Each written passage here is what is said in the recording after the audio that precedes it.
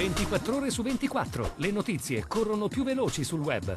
Guarda le ultime news sulle web TV di TG Italia, TV Veneto e tvverona.com. Connettiti con Industria e Finanza, la cronaca del Veneto e la cronaca di Verona.com.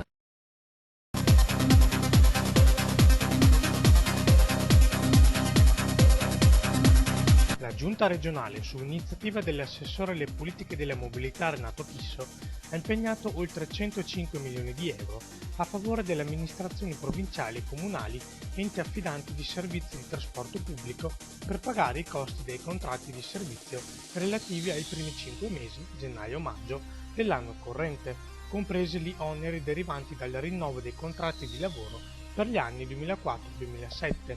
Per l'anno corrente il bilancio della Regione prevede una disponibilità complessiva di 253 milioni di euro. Con il provvedimento odierno, ha affermato Chisso, abbiamo voluto in ogni caso garantire alle aziende la massima liquidità, pur in un quadro di trasferimenti statali in diminuzione.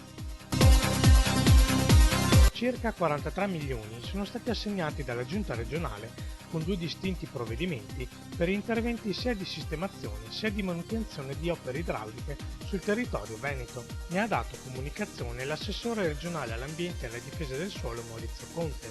Dopo l'alluvione del 2010, ha ricordato Conte, la Regione ha approvato un piano straordinario di interventi per la sicurezza idrogeologica che la Giunta Veneta considera una priorità.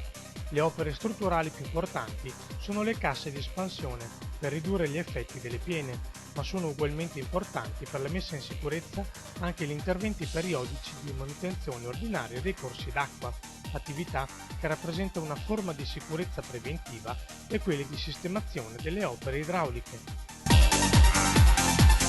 La terra ha continuato a tremare nella notte nelle zone dell'Emilia colpite dal terremoto. Una decina le scosse rilevate, la più forte è stata di magnitudo 3.2 a Finale Emilia nel Modenese.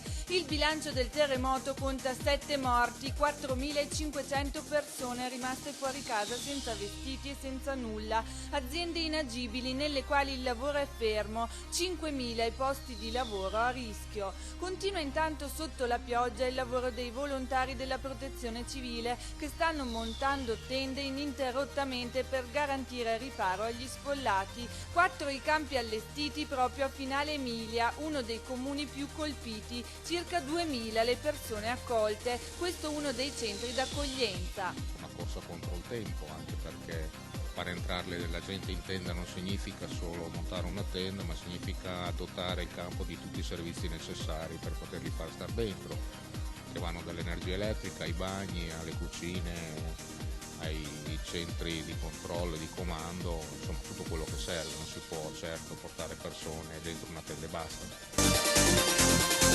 Continua il trend positivo relativo all'ampliamento e ristrutturazione delle abitazioni previsto dalla legge sul piano casa. Sono infatti 335 le pratiche ricevute dai 44 comuni della provincia di Venezia nel secondo bimestre 2012, relative all'ampliamento delle abitazioni previste dalla proroga della legge sul piano casa, legge regionale numero 13 dell'8 luglio 2011, approvata dal Consiglio regionale nel luglio scorso, in pratica 5 in più rispetto al bimestre precedente. La provincia di Venezia ogni 2 mesi stila un censimento sulle pratiche del piano casa presentate nei comuni del territorio. Dal 2009, quando è entrata in vigore la legge sul piano casa, fino al 5 maggio 2012 sono state 7.072 le pratiche presentate per l'ampliamento delle abitazioni.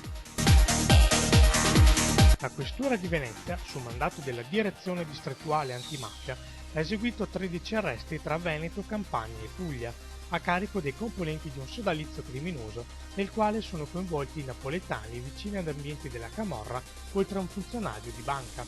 I provvedimenti restrittivi sono stati eseguiti dalla Squadra Mobile di Venezia con il coordinamento del Servizio Centrale Operativo della Polizia di Stato. Le indagini hanno fatto emergere l'infedeltà di un funzionario di banca del Veneto orientale che aveva stretto assieme ad un imprenditore un pactum sceleris con pregiudicati di Napoli e Casal di Principe nel Casertano.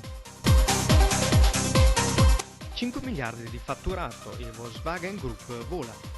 Il consociato del colosso tedesco con sede a Verona ha chiuso il 2011 con tutti i numeri in crescita. utili netto a 38,27 milioni di euro. Tutti i particolari su Industria Finanza.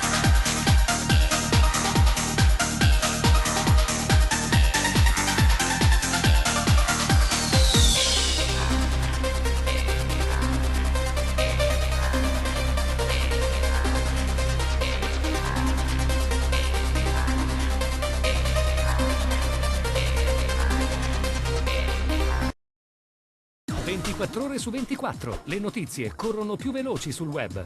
Guarda le ultime news sulle web TV di TG Italia, TV Veneto e tvverona.com. Connettiti con Industria e Finanza, la cronaca del Veneto e la cronaca di Verona.com.